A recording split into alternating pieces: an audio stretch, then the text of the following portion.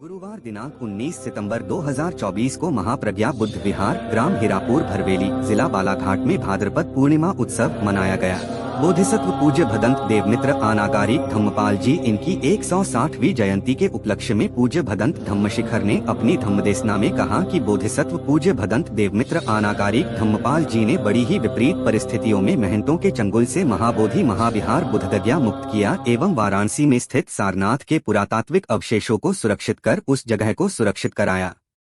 सारनाथ में उत्खनन के दौरान बुद्ध अस्थियां भी प्राप्त हुई। उसे महाबोधि सोसाइटी द्वारा निर्मित मुलगंध कुटी बुद्ध विहार सारनाथ में संग्रहित कर सुरक्षित सम्माननीय अवस्था में रखा गया है।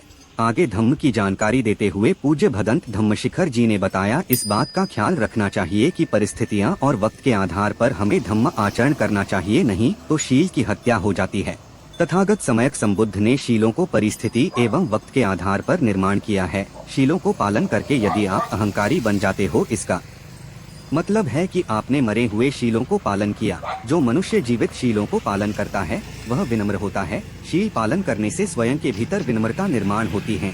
आजकल गृहस्थ लोग स्वयं शीलों का पालन नहीं करते हैं या कुछ लोग मरे हुए शील को पालन करते हैं तो उनके भीतर अहंकार निर्माण हो जाता है। वे लोग इस स्थिति को नहीं जानते कि तथागत बुद्ध ने शील क्यों दिया है, वे शील कौन से परिस्थितियों में निर्माण किए गए हैं। तथागत समयक संबुद्ध ने जीवित शील दिए हैं, लेकिन लोग मरे हुए शीलों को पालन कर रहे हैं तो उनमें सत्य, शांति, प्रज्ञा का दर्शन कैसे होगा। इसलिए परम पूज्य महाबोधिसत्व डॉक्टर बाबा साहेब आम्बेडकर ने अपने जीवन के 3 प्रमुख धारण करने वाले अंग विद्या, शील, स्वाभिमान को किसी दैवी शक्ति से भी बड़ा स्थान दिया है।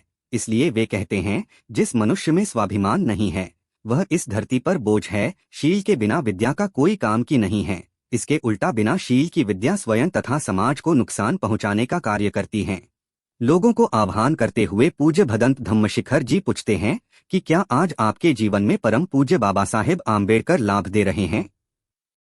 बाबा साहेब के वजह से शिक्षित हो रहे हैं, बाबा साहेब के वजह से व्यवसाय हो, प्राइवेट या सरकारी नौकरी हो, उसे प्राप्त कर रहे हो। जो कुछ भी वर्तमान में मिल रहा है वह किसकी देन है?